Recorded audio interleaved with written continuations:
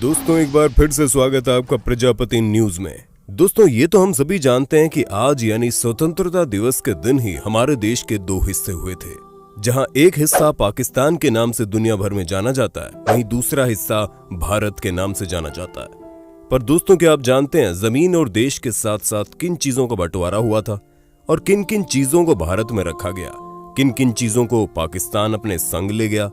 दोस्तों आज के इस वीडियो में मैं यानी आपका दोस्त विशाल प्रजापति आपको ये बताने वाला हूं कि किस तरह बंटवारे के वक्त एक एक चीज को लेकर बांटने की अलग अलग रणनीति लगाई, तब जाकर चीजें थोड़ी बहुत संभली, वरना तो जिस तरह खून खराबा हो रहा था उसे देखकर नहीं लगता था कि वो कभी रुकने वाला है। तो चलिए वीडियो को शुरू करते हैं, लेकिन हाँ, वीडियो शुरू करने से पहले एक छोटी सी रिक्वेस्ट है। वीडियो के नीचे रेड कलर का सब्सक्राइब बटन दिख रहा होगा, उस पर क्लिक करके सब्सक्राइब कर लें और साइड में बेल आइकॉन भी दिख रहा होगा, उस पर भी क्लिक कर लें ताकि आपको वीडियो मिले सबसे पहले। 3 जून 1947 यही वो तारीख थी जिस दिन मोहम्मद अली जिन्ना का पाकिस्तान बनाने का सपना पूरा हुआ, क्योंकि इसी दिन तय हुआ था कि 15 अगस्त 1947 को देश को आजादी मिल जाएगी, जहां आजादी के साथ साथ भारत और पाकिस्तान का बंटवारा भी कर दिया जाएगा। लेकिन अब दुविधा ये थी कि किन किन चीजों का किस किस तरह से बंटवारा होगा, और भारत पाकिस्तान के बंटवारे के लिए महज 73 दिन का वक्त दिया गया। लेकिन यह बंटवारा इतना भी आसान नहीं था, क्योंकि जमीन से लेकर दरिया और दरिया से लेकर पानी तक हर चीज का बंटवारा होना था। दोस्तों भारत पाकिस्तान के बंटवारे का यह किस्सा आजादी आधी रात को नामक किताब में अच्छे से बताया गया है, और आज हम उसी किताब की कुछ ऐसी बातें आपके सामने रखने जा रहे हैं जिन्हें सुनने के बाद आपके होश उड़ जाएंगे। सबसे पहले हम आपको बता दें कि इस बंटवारे के लिए 2 अनुभवी अधिकारियों को चुना गया, जिनमें से एक थे एच.एम. पटेल और दूसरे थे चौधरी मोहम्मद अली। इन दोनों अधिकारियों के नीचे कई छोटे बड़े अधिकारी थे जो अलग अलग जगहों से रिपोर्ट बनाकर इन दोनों अधिकारियों के पास भेजते थे। दोस्तों उन्हीं रिपोर्ट्स के आधार पर ये दोनों अधिकारी बंटवारे की सिफारिशें तैयार करते थे, जिन्हें आगे विभाजन परिषद यानी कि पार्टीशन काउंसिल के पास भेजा जाता था, जिसके अध्यक्ष खुद लॉर्ड माउंटबेटन थे।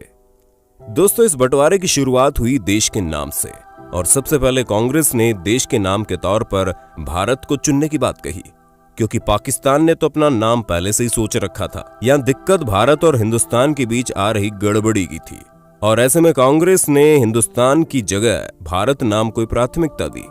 हालांकि इस बंटवारे को लेकर सबसे ज्यादा तू मैं पैसों को लेकर हुई, जहां झगड़ा इतना ज्यादा बढ़ गया कि एच.एम. पटेल और चौधरी मोहम्मद अली को सरदार पटेल के घर में बंद कर दिया गया, और उनसे तब तक बाहर आने को नहीं कहा गया जब तक वे किसी फैसले पर नहीं पहुंच जाते हैं। और कई दिनों तक सोचने और विचारने के बाद दोनों इस नतीजे पर पहुंचे कि भारत के बैंकों में पड़ा पैसा और अंग्रेज सरकार से मिलने वाले पैसे में से 17.5% हिस्सा पाकिस्तान को दिया जाएगा, और इसके बदले में पाकिस्तान भारत के कर्ज का 17.5% हिस्सा चुकाएगा। इसके अलावा सरकारी दफ्तरों में पड़ी चल संपत्ति में से 80% हिस्सा भारत के नाम और 20% हिस्सा पाकिस्तान के नाम कर दिया गया। दोस्तों फिर क्या था, भारत में मौजूद हर सरकारी दफ्तर के मेज कुर्सी से लेकर टाइपराइटर और पेन तक की गिनती होनी शुरू हो गई कि किस तरह इन सभी चीजों का बंटवारा सही तरीके से किया जाए। अब जाहिर सी बात है कि जब इतने बड़े पैमाने पर चीजों का बंटवारा होगा तो बहस तो छोटी सी बात है, लड़ाइयां तक छिड़ जाएंगी, और यहां भी वही हुआ। कई सारे खून तो केवल ये मेरा है कहने में ही बह गए थे। हालांकि एक चीज के पीछे कभी बहस नहीं हुई, और वो थी शराब, क्योंकि जितनी भी शराब थी वो भारत के हिस्से में आई, और इसके बदले में जितना भी धन था वो पाकिस्तान को दे दिया गया।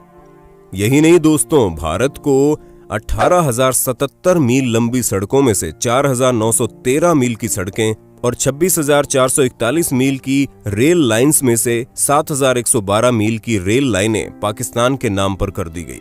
हालांकि इस विषय में विवाद तब हुआ जब इससे जुड़ी हुई मशीनरी वगैरह किस तरह से विभाजित होंगी, क्या 80 और 20 के हिसाब से उनका विभाजन होगा, या फिर जिसके हिस्से जो आया है वो उसे हिसाब से इस मशीनरी और बाकी चीजों को अपने साथ ले जाएगा। वैसे तो बंटवारा किताबों का भी हुआ, क्योंकि लाइब्रेरी में पड़ी पुस्तकों के बंटवारे को लेकर दोनों ही मुल्कों में बहस छिड़ गई, जहां पर किताबों को इस तरह बांटा गया कि पहला खंड भारत के नाम होता है, फिर दूसरा खंड पाकिस्तान के, फिर तीसरा खंड फिर से भारत को दे दिया गया, और ये तरीका इसी तरह चलता रहा, यहां तक कि लाइब्रेरी में पड़े शब्दकोश को भी आधा आधा फाड़ कर दोनों देशों के नाम कर दिया गया। हालांकि बंटवारे की इस प्रक्रिया से एक चीज को बाहर रखा गया और वो था भारत का गुप्तचर विभाग, क्योंकि भारत ने पहले ही कह दिया था कि हर एक चीज के बंटवारे को सह लेंगे, लेकिन इसका नहीं, इसे कोई हाथ भी नहीं लगा सकता। दोस्तों, पाकिस्तान एक नया मुल्क बन चुका था, तो जाहिर सी बात है उसकी एक नई करेंसी भी छपी थी। लेकिन उस समय भारत में सिर्फ और सिर्फ एक ही प्रिंटिंग प्रेस थी, जिसे भारत ने पाकिस्तान को साझा करने से मना कर दिया, और इसी चीज के चलते पाकिस्तान को भारत की करेंसी में अपनी मोहर लगाकर कुछ समय तक चलाना पड़ा। दोस्तों, बंटवारे का जुनून इतना ज्यादा चरम पर था कि कुछ पाकिस्तानी मुसलमान ये तक चाहते थे कि ताजमहल को छुड़वाकर पाकिस्तान भिजवा दिया जाए। यहां तक कि हमारे हिंदुओं की भी मांग थी कि सिंधु नदी कैसे भी करके भारत के नाम ही होनी चाहिए, क्योंकि हम सभी जानते हैं कि सिंधु नदी ही वो जगह है जिसके तट पर बैठकर वेद लिखे गए थे। ऐसे में सिंधु नदी को हम पाकिस्तान के साथ बढ़ता हुआ नहीं देख सकते थे। दोस्तों, सबसे ज्यादा नाटकीय विभाजन हुआ वायसराय के अस्तबल में हुआ, क्योंकि इस अस्तबल में 12 घोड़ा गाड़ियां थी, जिसमें सोने और चांदी की तरह तरह की सजावट हो रखी थी। इन गाड़ियों में वायसराय और उनके मेहमानों को दिल्ली की सैर कराई जाती थी, लेकिन इनमें से 6 गाड़ियों की सजावट सुनहरी थी और 6 गाड़ियों की सजावट रूपहली थी, और इन 6 गाड़ियों के सेट को तोड़ना भी सही नहीं था, जिस वजह से विभाजन के वक्त सिक्का उछालकर यह तय करने की कोशिश की गई कि किसके हिस्से सुनहरी गाड़ी आएगी और किसके हिस्से रूपहली। लेकिन जब सिक्का उछलकर जमीन पर गिरा तो भारत के अफसरों के चेहरे खुशी से झूम उठे, क्योंकि सुनहरी गाड़ियां भारत के हिस्से में आ चुकी थी। लेकिन एक और दिल पसीज देने वाला बंटवारा होना अभी बाकी था, जहां पर भारतीय सेना में काम कर रहे मुसलमानों, हिंदुओं और सिखों को यह तय करना था कि वो पाकिस्तान की सेना को ज्वाइन करना चाहेंगे या अपनी मातृभूमि, अपने मुल्क के साथ खड़े रहेंगे। हालांकि हिंदुओं और सिखों के लिए तो कोई दिक्कत नहीं थी, लेकिन उन मुसलमानों के गले से निवाला नहीं उतरा था, जिन्हें अपना मुल्क छोड़कर दूसरे देश जाना पड़ रहा था। ऐसे में कई सारे मुसलमानों ने अपने देश की मातृभूमि के लिए लड़ना सही समझा और कई ने पाकिस्तान का रुख कर लिया। ऐसे में दोस्तों, जिन मुसलमानों ने भारत के साथ खड़े होने का निर्णय लिया, हमारा चैनल उन्हें आज भी सलाम करता है। बाकी दोस्तों, आपका इस वीडियो के बारे में क्या ख्याल है, हमें कमेंट करके बताना, और ऐसे इंटरेस्टिंग वीडियोस को लगातार देखने के लिए हमारे चैनल प्रजापति न्यूज को लाइक, शेयर और सब्सक्राइब करना बिल्कुल मत भूलना।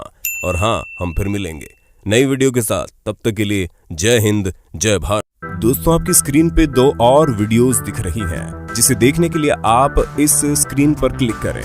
दोनों देखिएगा, बहुत अच्छी वीडियो बनी है।